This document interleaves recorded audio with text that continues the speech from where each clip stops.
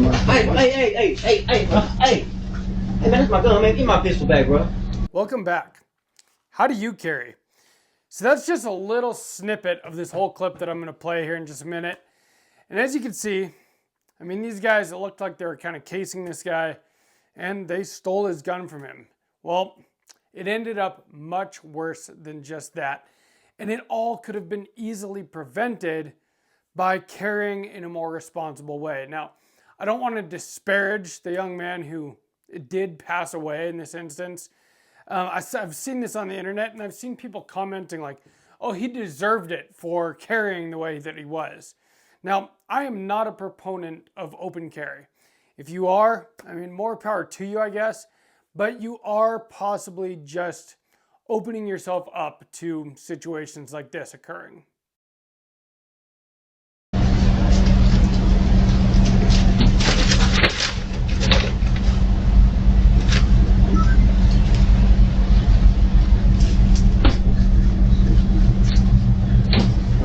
Hey, man, that's my gun, man. Give my pistol back, bro. Don't do me like that, dog. Hey, come on, bro. Bro, come on, man. Don't do me like that, dog. Hey, y'all don't do me like that, bro. Hey, come on, dog. Hey, bro. Hey, don't do me like that, bro. Hey, that was wrong, bro. Nah.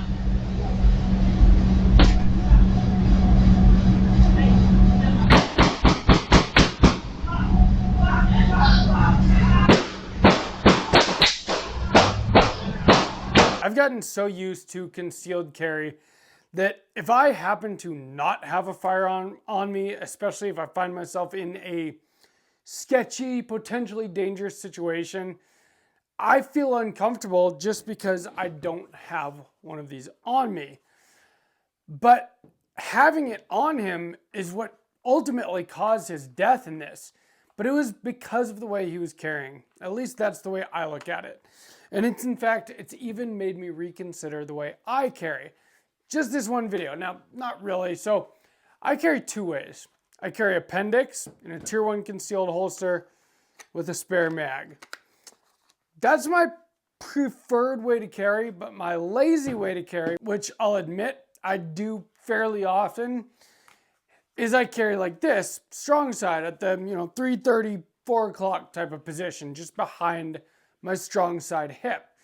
And why do I do that? Well, the reason I do is because it's more comfortable and it just seems easier. So if I'm going out to dinner and I'm going to be sitting down at the restaurant, I'll usually carry like this. If I'm going to be driving a long distance, I'll usually carry like this. If I know that I'm going to have to be at work, possibly carrying heavy stuff or bending over a lot, I'll carry like this. And in fact, so I carry two different pistols. I carry my SIG P365 XL here, Wilson Combat Grip Module, X Macro Comp Slide with the EPS carry and the Streamlight TLR7 sub. And then the other pistol that I carry quite a bit is the Smith & Wesson Shield Plus Carry Comp. Now the Shield Plus Carry Comp doesn't have a rail for a light. So I've been carrying this during the day and the SIG at night because it has a light. Well, ever since I got this gun, when I first picked it up, I ordered a holster from We the People Holsters. And I know a lot of people like to talk shit about these holsters, but they've worked just fine for me for a long time. I've got one for my SIG too here.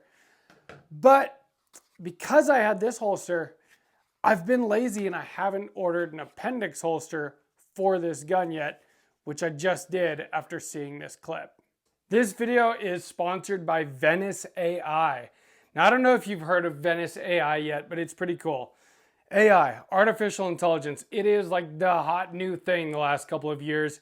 Everybody's heard of ChatGPT, DeepSeek. Well, DeepSeek's software is open source. So Venice AI basically used that, but what they did is they made it private and permissionless. See, the thing is DeepSeek, yeah, you can use its incredible features to do all of the things that AI can do for you, but all of your information gets stored on Chinese servers and, of course, can also be censored by the Chinese, Well, Venice AI uses that same software, but it is private. You don't have to worry about any of your private information getting, stolen by the Chinese, which is pretty sweet.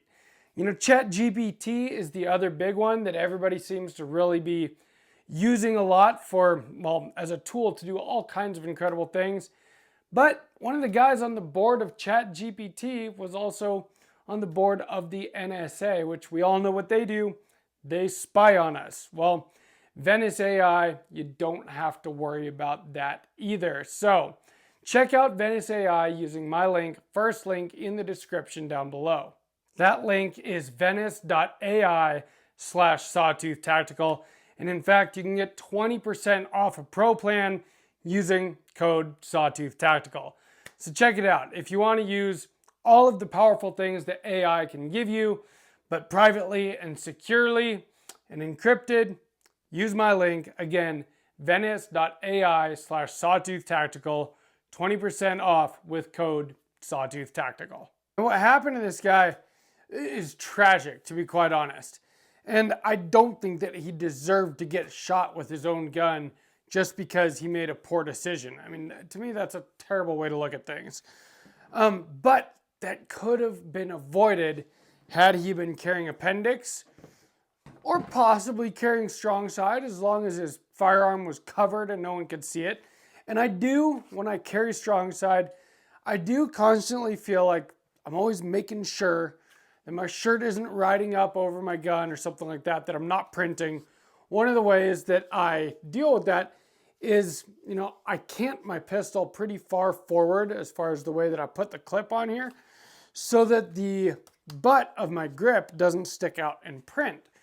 I also feel like I live in a relatively safe area in a resort town in southern Idaho, but it doesn't really matter where you are. Bad things can happen. Otherwise, why would I carry it all, right?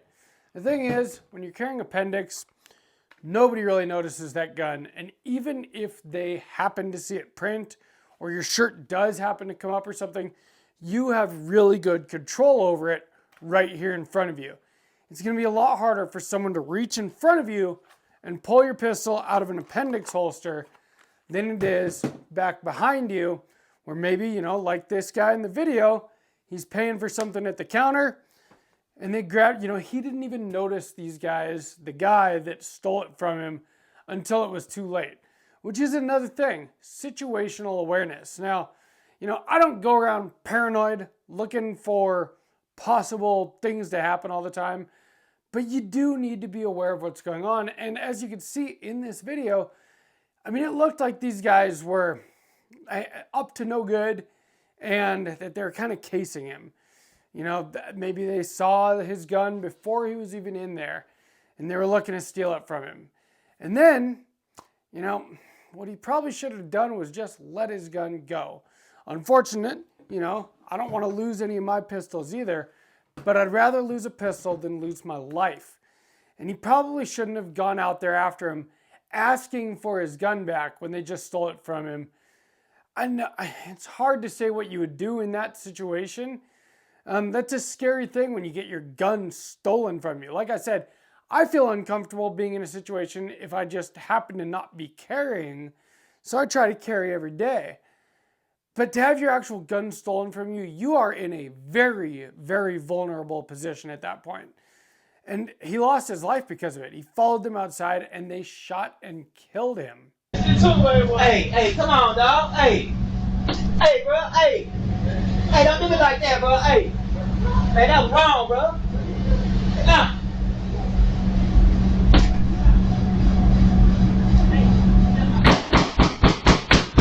I mean, that's like the worst possible situation. You carry a gun to protect yourself, and then your gun is possibly, I mean, who knows? Maybe those other guys had guns. Maybe it wasn't his own gun that killed him. Doesn't really matter. The situation, him trying to go get his stolen gun back, he got killed, which is, like I said, pretty tragic, but avoidable. And so the whole reason I'm making this video is literally just think about the way that you carry. It kind of made me think about the way that I carry.